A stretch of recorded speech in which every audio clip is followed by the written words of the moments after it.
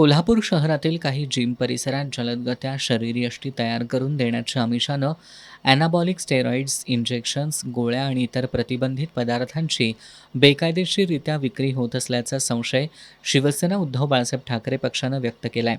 याबाबत त्यांनी आज शहर उपविभागीय पोलीस अधिकारी प्रिया पाटील यांना निवेदन देऊन सखोल चौकशीची मागणी केली आहे. शरीर सौष्ठवाच्या नादात अनेक तरुण आपले आरोग्य धोक्यात घालताना दिसत आहेत.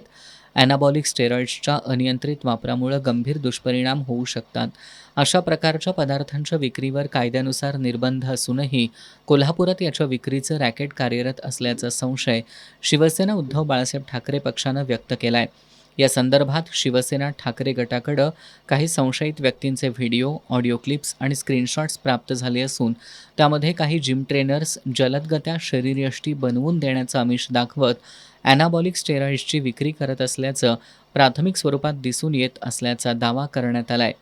काही संभाषणांमध्ये महिन्याला 25,000 ते 30,000 रुपये खर्च कर, 6 महिन्यात हवी तशी बॉडी बनवून देतो, नाहीतर पैसे परत, तसंच हे स्टेरॉइड्स कायदेशीर नाहीत तरीही मी उपलब्ध करून देतो अशा स्वरूपाची वक्तव्य असल्याचं निवेदनात नमूद करण्यात आलंय.